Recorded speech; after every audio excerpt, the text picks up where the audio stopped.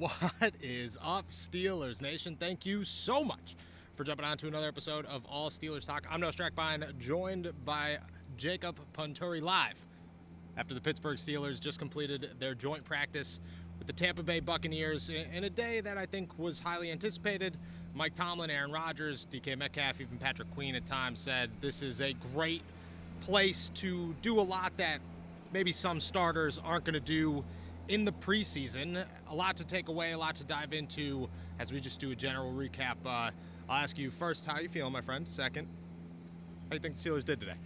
Feeling great. Hard to feel anything other than good when you're standing in the middle of the field of Acrisure Stadium here, hanging out with my guy Noah.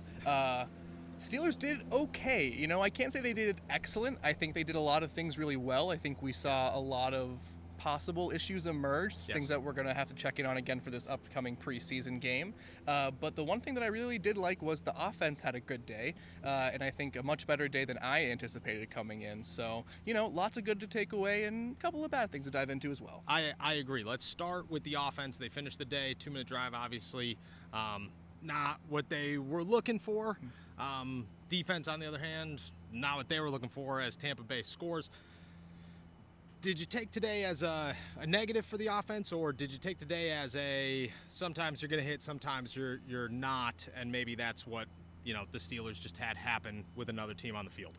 Yeah, I think you have to look at it that way, the latter there rather than the former. I think with the way that they operated in 7 shots, they looked great. I think they got the better of the Tampa Bay Buccaneers defense during that portion. But then they went into the 2-minute drill to close out practice, and the Tampa Bay Buccaneers defense just utterly shut them down. So I think you have to take that as a positive for the Steelers offense, as a step forward in a lot of ways, but also an acknowledgement that they're going to face some tough tests, and that might be like the Buccaneers defense. So I think they handled some things well, but that 2-minute drill, you got to sharpen it up, get it a little bit more precise, a little bit quicker, a little bit more efficient. But again, now you have something you know you need to work on moving forward. Yeah, I agree. I think this was the first opportunity that the Pittsburgh Steelers had really with the ones, you know what I mean? Like, they obviously got to work in the preseason against Jacksonville, but this is an opportunity with the ones, with Aaron Rodgers, with DK Metcalf, with, Johnny Smith's on the sideline, but Pat Freiermuth, the first offensive line, to say, hey, what do we do against another defense? And I personally don't think Tampa Bay's defense is anything extraordinary. No. You know, you're looking at guys like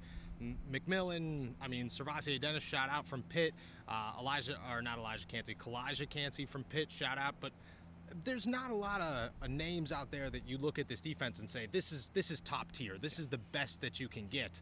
And truthfully, I thought that the Steelers were going to look a little bit better, but I'm not upset with their performance. You know, there were moments throughout the day that I thought the Steelers offense looked pretty good. Roman Wilson was one that I want to ask about. I thought Roman had a very impressive day. Let me ask this: impressive day or not? Yesterday we're talking about wide receivers. Do you think that the wide receiver addition, the possibility of a wide receiver addition, is Roman Wilson based or Calvin Austin injury based?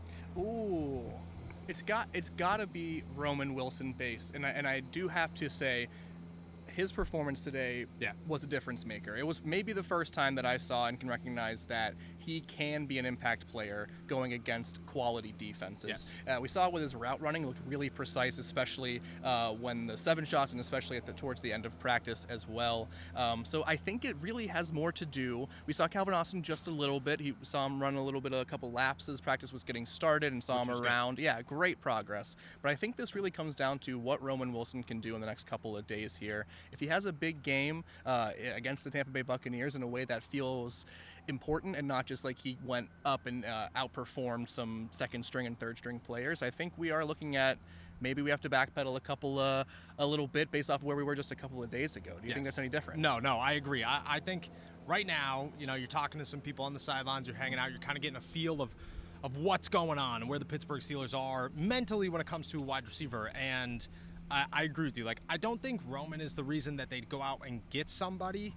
I don't think he's by any means like helping the situation, but I do think that Calvin Austin's injury, whether it's making progress towards a return or not, has been significant enough to keep him sidelined. You don't know when that's going to happen. You've 2.5 weeks before the regular season.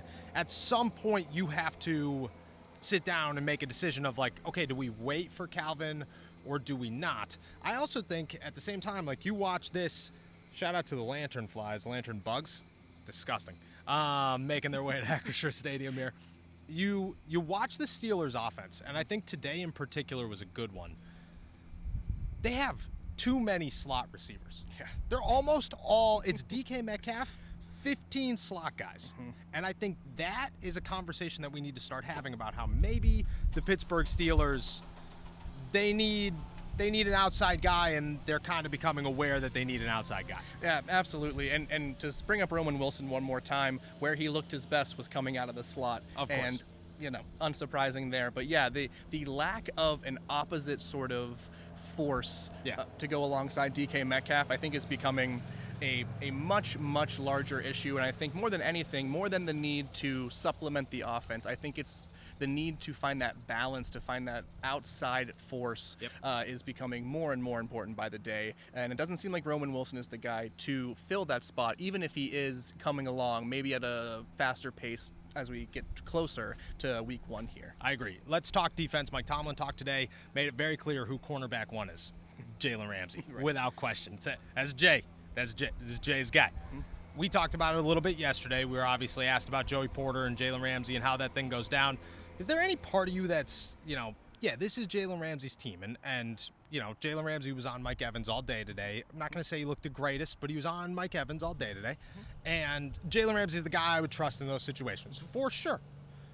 Is there any part of you that says Joey takes a little bit of a step backwards in progress to being that elite corner because of this situation?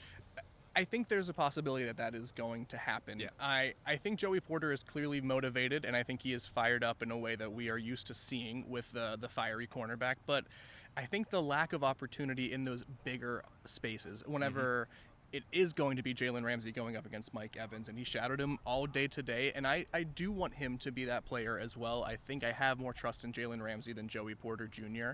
But what kind of message are we sending if the head coach also is saying that to Joey Porter Jr. and this second-round pick from a couple of years ago who entered this year, a couple of months ago even, as the de facto number 1 cornerback is now arguably the 3rd cornerback on this rotation. And so I think that you have to allow space for maybe this will not be beneficial for his progression and for his production, but it also could be exactly what he needs to step up and to maybe find that edge, that motivation to become the number 1 in 2026. But the possibility remains for sure. I agree with you. There's definitely some worry. There's obviously some worry.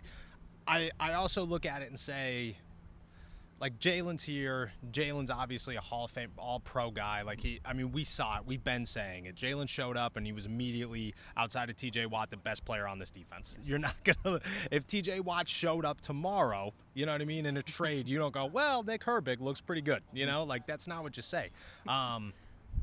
But I agree with you that, there's some concern that it pulls back on the progression moving forward. That being said, I also look at it and say Patrick Peterson, good teacher when he was here, but also old and ready to be done. Yes.